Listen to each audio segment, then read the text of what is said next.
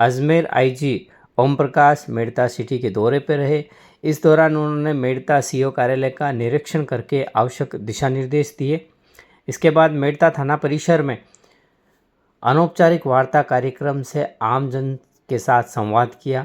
CLG शांति समिति के सदस्य, व्यापार मंडल के पदाधिकारी सहित प्रबुद्धजन नागरिक वहां मौजूद रहे। संवाद के दौरान बढ़ रही नशा प्रवृत्ति के रोकथाम, बढ़ते हुए झूठे मुकदमे, रात्रि में पुलिस की गश्त बढ़ाने, नया चौकी खोलने, चोरी की वारदातों को खुलासा करने, ट्रैफिक व्यवस्था बनाए रखने सहित अनेक मुद्दे सामने हैं। इसको लेकर आईजी ओम प्रकाश ने कहा कि जल्द इन समस्याओं का समाधान है तो पूरा प्रयास किया जाएगा। साथ ही कहा कि मेड़ता क्षेत्र में चोरियों की वारदात का खुलासा कम होने पर स्थानीय पुलिस अधिकारियों को जल्द मामले की गहनता से जांच करके खुलासा करने के निर्देश दिए। इस दौरान कॉमेडी यूट्यूबर लिचू मारवाड़ी द्वारा कुछ लोगों पर झूठे मुकदमे लगाने का आरोप लगाते हुए इस मामले की निष्पक्ष जांच करने के लिए सैकड़ों नागरिकों ने आईजी को ज्ञापन दिया। इस दौरान नागौर एडिशनल एसपी सुमित कुमार, मेड़ता वृत्त अधिकारी रामकरण सिंह मलिंडा, मेड़ता थानाधिकारी धर्मेश तायमा, मेड़ता रोड गोटड़ सहित थानाधिकारी व पुलिस स्टाफ मौजूद रहे। एक अपराध गोष्ठी भी जो सर्किल के जो SHOs हैं उनकी रखी जाएगी। साल भर का इनका लेखा जोखा अपराध के मामले में जो नए कानून है BNS, BNSS, इनमें क्या इम्पैक्ट रहा और संपत्ति संबंधी अपराधों में किस तरह का इनका ट्रेंड है और क्या क्या कार्रवाई करने की आवश्यकता है, इन सभी चीज़ों को हम रिव्यू करेंगे और जहाँ कुछ कमियाँ रही हैं उनको सुधार करने का प्रयास करेंगे और आम लोगों को किस तरह से राहत दी जा रही है या देने के प्रयास कर रहे हैं, उस सभी चीज़ों पे निरीक्षण के दौरान जो जो कमियाँ आएंगी उनको हम लिखित में भिजवाएंगे और उसकी निरीक्षण की जो पालना रिपोर्ट है वो 15 दिवस में दी जाती है। आज का ये कार्यक्रम सर अभी जन सहभागिता शिविर के माध्यम से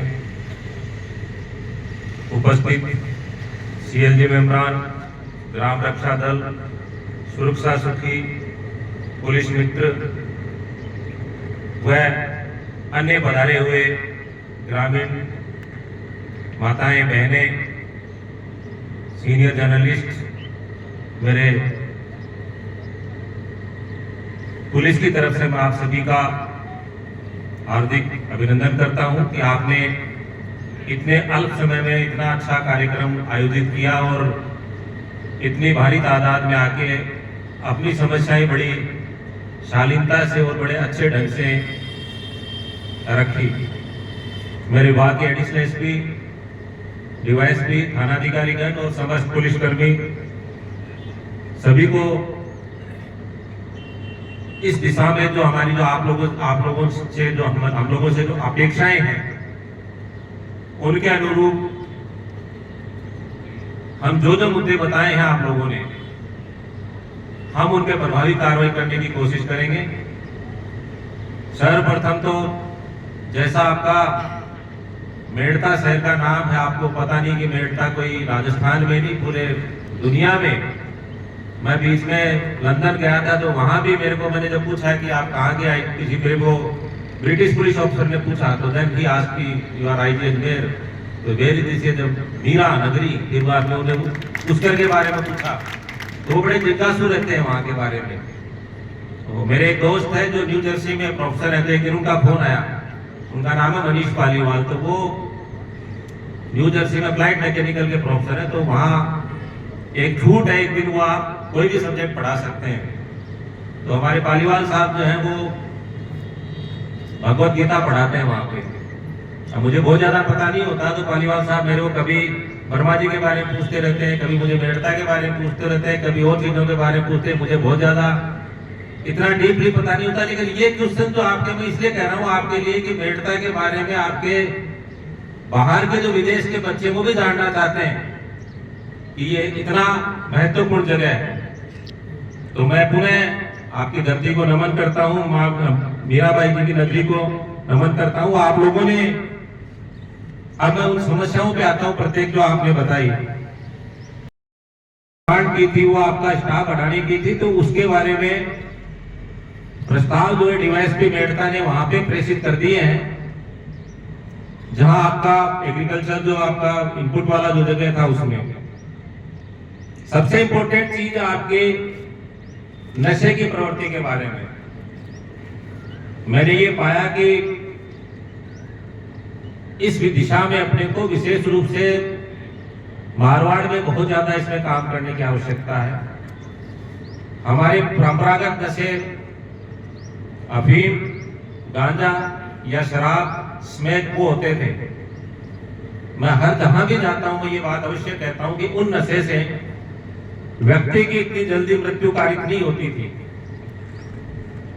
मैं इससे पहले पाली में आईजी था, तो मेरी रेंज में जिले थे कुछ सांचौर, जालोर, सिरोही। उन जिलों में वर्ष 2023 में कुछ एमडी की फैक्ट्रियां पकड़ी गई। सिरोही में पकड़ी गई, कैलाश नगर में, जोधपुर ग्रामीण में पकड़ी गई।